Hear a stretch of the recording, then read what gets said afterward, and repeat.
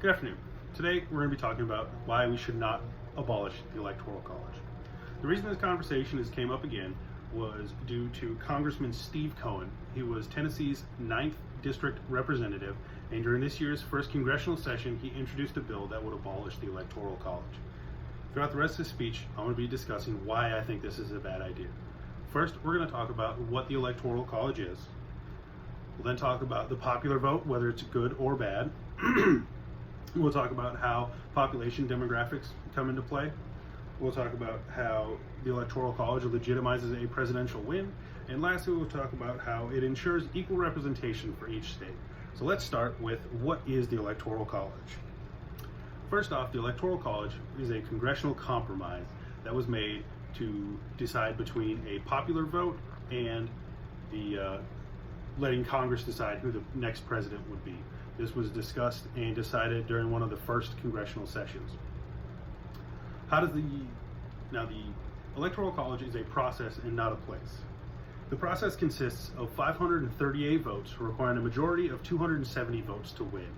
Each state is guaranteed a minimum of 3 electoral votes and can get more depending on population size. So now that we know what the Electoral College is, let's talk about the popular vote. Now, America's democracy, right? How could the popular vote be a bad thing?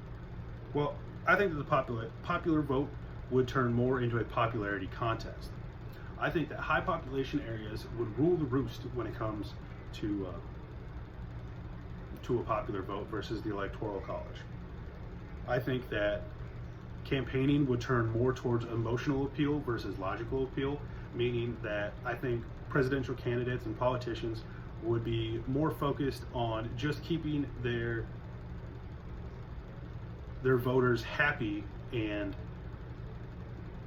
pleased instead of, maybe having to make the hard decision, having to vote on controversial subjects. And I don't think that just keeping people happy is necessarily the way to go. I think another issue would be smear campaigns. Now, I already believe that smear campaigns are way too big of a problem, and that's with the electoral vote. Without the electoral vote, if it was straight popularity contest, I think it would turn a lot more into he said, she said, mean things instead of people focusing on policies that are best for the country and logical choice. Now, I don't know if you guys remember, I definitely do. In the 2016 presidential election, I heard a lot of, if you don't vote for Trump, Hillary will win. Or if you don't vote for Hillary, Trump will win. Now, that's definitely not the way we should run our country. We should run it off of facts, logic, and sound policies, not the lesser of two evils, if you will. So now that we know why the popular vote is bad, why should I even vote at all? Well, the popular vote still does matter because, as a matter of fact, most states have a winner-take-all when it comes to their electoral votes. So in reality, instead of one popular vote, you have a popular vote for each state, which means your vote still does count and you are still equally represented. So population demographics definitely come into play when it comes to this. If you look at slide 10 on my slideshow, you'll see a map that shows where half the population lives, shaded in a dark purple color. Now, the top 4 states have 30% of the US population. Roughly 350 million people, 30% live in those top 4 states. Now, while these states also have equal representation for their electoral votes due to their population size, if the popular vote won, I think it would lead to many issues with local candidates, and that's how we'll talk about how the Electoral College legitimizes a presidential win.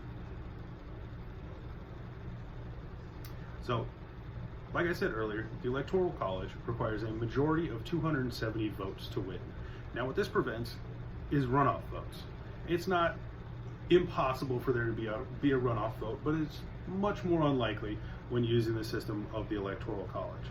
Now, runoff votes and local candidates could be a major issue if it was just a popular vote. So say you have 5 candidates running, and they're all from 4 or 5 major states.